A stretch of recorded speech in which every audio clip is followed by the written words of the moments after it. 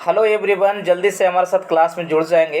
चूँकि बच्चों हम आज से 10th क्लास के बच्चों के लिए, जो बच्चे 2027 में बोर्ड एग्ज़ाम देंगे, उनके लिए पर डे 20 भौतिकी, 20 रसायन और 20 जीव विज्ञान से आपको हम रेगुलर वीडियो बना के देते रहेंगे। तो जल्दी से एक बार सही बच्चे हमारे साथ क्लास में जुड़ जाएंगे और फटाफट क्लास को एक बार लाइक और शेयर कर देंगे बाबू, ठीक है। चलिए आज से हम स्टार्ट कर रहे हैं 10th फिजिक्स का चैप्टर है प्रकाश, यानी कि परावर्तन और वर्तन। इसके लिए 20 VBI प्रमुख सवाल आपके लिए लेकर आए हैं। जल्दी से एक बार जुड़ जाएंगे, क्लास को लाइक और शेयर कर देंगे और हमारी क्लास अच्छी लगे तो हमारे चैनल को एक बार जरूर सब्सक्राइब कर देंगे बच्चों। चलिए तो शुभारंभ करते हैं, ठीक है। से पहला सवाल जो है आपके स्क्रीन बोर्ड पे है कि किरणों के समूह को क्या कहते हैं। पहला इंपॉर्टेंट सवाल कि किरणों के समूह को क्या कहते हैं।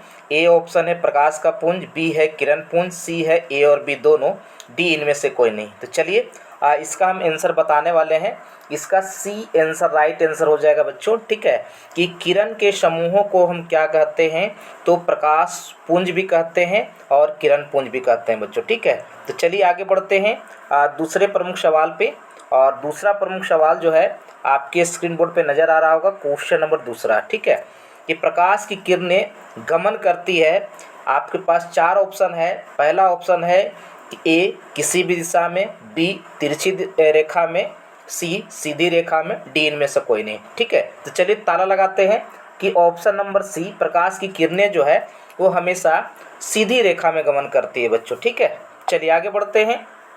तीसरा प्रमुख सवाल आपके स्क्रीन बोर्ड पे नज़र आ रहा होगा, ये कि तेल लगा कागज़, ठीक है। तेल लगा कागज़ हमारा क्या होता है, अपारदर्शक होता है, बी पारदर्शक होता है, सी पारभासी होता है, डी इनमें से कोई नहीं, ठीक है।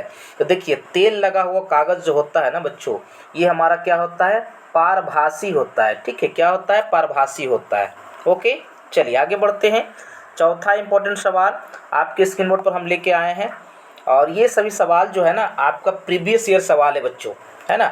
ये प्रीवियस ईयर सवाल है जो आपके बोर्ड एग्जाम में पूछे गए हैं। तो ये चौथा प्रमुख सवाल है कि सूर्य से आने वाला प्रकाश पुंज निम्न में से कौन है। ए अभिसरित प्रकाश का पुंज, बी समानांतर प्रकाश का पुंज, सी अपसरित प्रकाश का पुंज, डी इनमें से कोई नहीं, ठीक है। तो चौथा इंपॉर्टेंट सवाल है ये, इसका बी ऑप्शन राइट आंसर मारिएगा कि समानांतर प्रकाश पुंज होती है, ठीक है। चलिए बच्चों आगे बढ़ा जाए। पांचवा इंपॉर्टेंट सवाल आपके स्क्रीन बोर्ड पर मैं लेके आया हूँ। पांचवा इंपॉर्टेंट सवाल है कि एक प्रकाश की किरण एक समतल दर्पण पर यदि लंबवत आपतित होती है तो परावर्तन कोण क्या होगा जी। बहुत इंपॉर्टेंट सवाल है बच्चों, ठीक है। बहुत इंपॉर्टेंट सवाल है कि एक प्रकाश की किरण, ठीक, एक प्रकाश की किरण जो है एक समतल, ठीक है, एक समतल पर आपतित होती है, 90 डिग्री पे आपतित होती है, ठीक है। तो वो कितने डिग्री पे वो परावर्तित होगा। तो जाहिर सी बात है यहाँ पे कि आपतित किरण जो है नॉर्मल के साथ ये 0 डिग्री का कोण बनाता है बच्चों। कितना डिग्री कोण बनाता है, 0 डिग्री कोण बनाता है। डैट मीन्स यहाँ पे परावर्तक कोण का मान जो होगा ये हो जाएगा 0 डिग्री हो जाएगा, ठीक है। चलिए आगे बढ़ते हैं। और छठा इंपॉर्टेंट सवाल, ये बहुत इंपॉर्टेंट सवाल है जी, ये बहुत मार्वलस सवाल है कि निम्न में से दर्पण सूत्र है, इनमें से कौन सा है। A option 1/v - 1/u = 1/a, B option 1/a + 1/u = 1/b, C option 1/v + 1/f = 1/u, D option 1/v + 1/u = 1/f, ठीक है। तो यहाँ पे D is the right answer हो जाएगा बच्चों, ओके। चलिए आगे बढ़ते हैं। सातवां इंपॉर्टेंट सवाल आपके स्क्रीन बोर्ड पे, बहुत इंपॉर्टेंट सवाल है जी, कि आभासी प्रतिबिंब कैसा होता है। तो आभासी बोले तो काल्पनिक प्रतिबिंब, ठीक है। आभासी बोले तो काल्पनिक प्रतिबिंब। ये काल्पनिक प्रतिबिंब जो है ये बाबू क्या होता है, तो हमेशा सीधा होता है जी। क्या होता है, सीधा, यानी कि बी राइट आंसर होगा। चलिए आगे बढ़ा जाए। आठवां इंपॉर्टेंट सवाल यहाँ पे कि निम्न में से किस दर्पण की फोकस दूरी जो होती है धनात्मक होती है, ठीक है। यानी कि दर्पण की बात हो रही है, ठीक है ना। तो दर्पण की बात हो रही है यहाँ पे, तो यहाँ पे हमेशा दिमाग में रखना है बच्चों, ठीक है, कि किसकी फोकस दूरी। तो मैं यहाँ पर देखिए बात करता हूँ, यहाँ पे ये हमारा ये है, ठीक है। ये हमारा अवतल दर्पण है जी, ये अवतल दर्पण है और ये हमारा क्या है ना, उत्तल दर्पण है, ठीक है। तो हमेशा याद रखिएगा कि यहाँ पे यदि प्रकाश की किरण हमारा जो है यहाँ से इस पे चल के जाती है, ये फोकस से होकर गुजर जाती है, ठीक है। तो यहाँ पे राइट आंसर जो होगा ये 8वां इंपॉर्टेंट सवाल है जी, और ये हमारा क्या हो जाएगा, उत्तल दर्पण। क्या हो जाएगा, उत्तल दर्पण। ए इज द राइट आंसर। चलिए आगे बढ़ा जाए। 9 नंबर सवाल क्वेश्चन देखिए क्या कहता है, क्वेश्चन नंबर यहाँ पे 9, ठीक है। यहाँ पे क्वेश्चन नंबर 9 देखिए क्या कहता है बच्चों, ये बहुत इंपॉर्टेंट सवाल है जी, ये बहुत इंपॉर्टेंट सवाल है बच्चों आपके स्क्रीन बोर्ड पे, ठीक है ना। चलिए बहुत बेहतर सवाल है और बहुत इंपॉर्टेंट सवाल है बच्चों, ठीक है। कि 9वां नंबर सवाल जो है मैं आपके स्क्रीन बोर्ड पे रख रहा हूँ, ठीक है, मैं आपके स्क्रीन बोर्ड पे रख रहा हूँ बच्चों, ठीक है ना। चलिए ये 9वां नंबर सवाल देखिए क्या कहता है कि निम्नलिखित में से कौन उत्तल दर्पण की फोकस दूरी होगी जिसकी वक्रता त्रिज्या जो है ये हमारा 32 सेंटीमीटर है बच्चों। तो यहाँ पर याद रखेंगे कि वक्रता त्रिज्या जो होता है ना, ये r बराबर का 2f होता है। r बराबर का क्या होता है, 2f होता है यहाँ पे। तो यहाँ पे यदि f का मान हम निकालें तो यहाँ पे r बाई का 2 हो जाएगा। डैट मीन्स यहाँ पे 32/2 करेंगे, ये हो जाएगा 16। क्या हो जाएगा, 16। और उत्तल दर्पण की फोकस दूरी होती है ना, प्लस होती है, धनात्मक होती है, इसलिए आंसर ऑप्शन जो होगा D is the right answer हो जाएगा, ठीक है। चलिए आगे बढ़ा जाए। क्वेश्चन नंबर 10 पे आते हैं। क्वेश्चन नंबर 10 हमारा क्या कहता है, एक अवतल दर्पण के प्रधान अक्ष पर चलती चींटी का प्रतिबिंब सीधा है तथा बढ़ता जा रहा है, तो चींटी की गति की दिशा क्या होगी। बड़ा अच्छा होगा कि चींटी की गति की दिशा, यानी कि अवतल दर्पण की हम बात कर रहे हैं। किसकी बात कर रहे हैं यहाँ पे, तो हम अवतल दर्पण की बात कर रहे हैं बच्चों, ठीक है। देखिए ये हमारा अवतल दर्पण है, ठीक है, ये हमारा अवतल दर्पण है, ठीक है। इस पे हमारा चींटी जो है ना, ये हमारा इस डायरेक्शन में प्रधान अक्ष पर चलती चींटी का प्रतिबिंब सीधा है, ठीक है ना। तो यहाँ पे इसका आंसर क्या होगा, 10वां इंपॉर्टेंट सवाल है।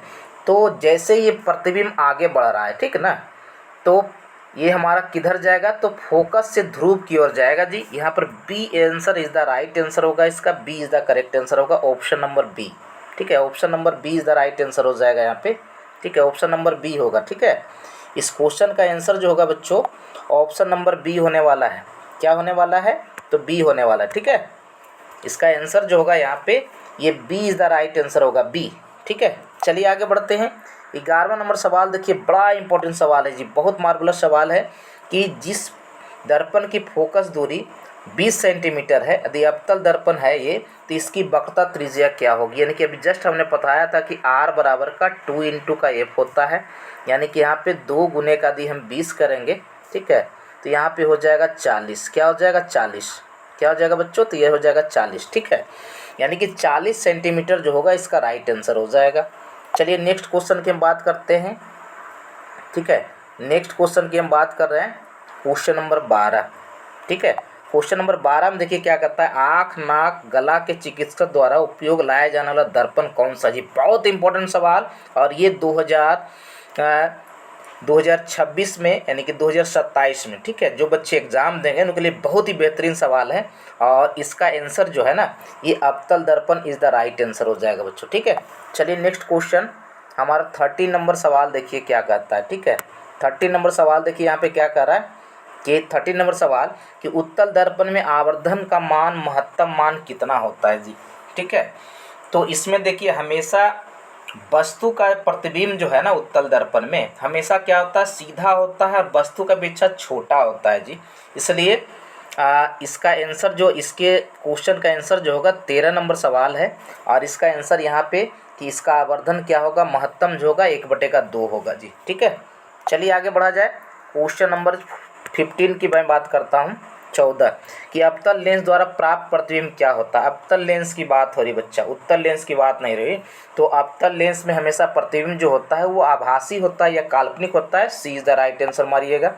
चलिए क्वेश्चन नंबर 15 के मैं बात करता हूँ कि यदि अवतल दर्पण का निचला आधा भाग टूट जाए तो प्रतिबिंब कैसा होगा जी। बहुत इंपॉर्टेंट सवाल है, ठीक है ना।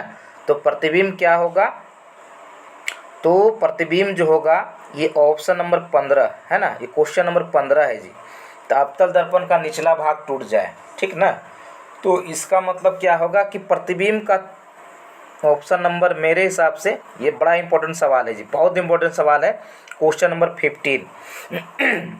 मेरे हिसाब से इस क्वेश्चन को एक बार आप लोग देख लेंगे। ये डाउट टेबल थोड़ा सा क्वेश्चन है, ठीक है ना, कोई बात नहीं है। सीधा बनेगा, आधा बनेगा, कम तीव्र बनेगा, डी इनमें से कोई नहीं। ऑप्शन नंबर मैं सी पे मारता हूँ कि यानी कि इंटेंसिटी जो होगी वो क्या होगी, कम होगा बच्चों, ठीक है।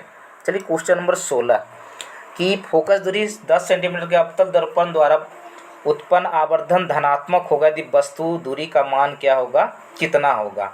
यानी कि मैं बात कर रहा हूँ क्वेश्चन नंबर यहाँ पे 16 की, ठीक है। तो फोकस दूरी जो है 10 सेंटीमीटर के अवतल दर्पण द्वारा बने आवर्धन धनात्मक होगा यदि वस्तु की दूरी जो होगी ये हमारा क्या हो जाएगा, 10 सेंटीमीटर से कम होगा। ओके, चलिए आगे बढ़ते हैं। क्वेश्चन नंबर 17 की मैं बात करूं यहाँ पे कि फोकस से ध्रुव की ओर जाने आने पर अवतल दर्पण में आवर्धन का मान क्या होता है, ठीक है। तो जैसे जैसे हम अवतल दर्पण में दर्पण की ओर बढ़ते हैं प्रतिबिंब का आकार बड़ा होते जाता है, ठीक है। इसलिए आवर्धन जो होगा, क्वेश्चन नंबर यहाँ पे हमारा जो है ना, ये क्वेश्चन नंबर हमारा 17 है बच्चों। क्वेश्चन नंबर क्या है, 17 है, इसलिए हमारा इसका आवर्धन क्षमता जो होगा ये बढ़ेगा, ठीक है। चलिए आगे बढ़ते हैं। क्वेश्चन नंबर 18 अवतल दर्पण किस प्रकार का दर्पण है जी। तो अवतल दर्पण में क्या होता है कि प्रकाश की किरणें जब अवतल दर्पण पे पड़ती है तो एक जगह पे ना वो क्या हो जाती है, तो अभिसरित हो जाती है, ठीक है। इसलिए क्वेश्चन नंबर 18 का जो आंसर होगा ये B is the right answer हो जाएगा। चलिए क्वेश्चन नंबर 19 की बारी है यहाँ पे, ठीक है, कि कार की हेडलाइट में निम्नलिखित में से किस प्रकार के दर्पण का उपयोग होता है जी। कार की हेडलाइट बहुत इंपॉर्टेंट सवाल है जी। या कार की हेडलाइट हो या फिर यहाँ पे टॉर्च की हेडलाइट हो, हमेशा अवतल दर्पण का प्रयोग किया जाता है। B is the right answer हो जाएगा इसका, ठीक है जी। चलिए क्वेश्चन नंबर 20 बच्चों, ठीक है। अवतल दर्पण की फोकस दूरी क्या होती है। तो अवतल दर्पण की फोकस दूरी जो होती है ये धनात्मक होती है बच्चों की ऋणात्मक होती है। तो अवतल दर्पण की फोकस दूरी जो होती है हमेशा ये ऑप्शन नंबर जो आएगा ना ये बी होगा, ऋणात्मक होगा बच्चों। तो चलिए आप बताइए कि हमारा आज का क्लास कैसा लगा। तो बच्चों पर डे इसी तरह से मैं आपके लिए 20 VVI महत्वपूर्ण वस्तुनिष्ठ प्रश्न आप लेकर आते रहूँगा। यदि हमारी क्लास अच्छी लगती है तो हमारे चैनल को एक बार जरूर लाइक और शेयर करेंगे और सब्सक्राइब करेंगे बच्चों। ओके, मिलते हैं नेक्स्ट वीडियो बच्चों। बहुत अच्छे, वेरी गुड मेरे बच्चों।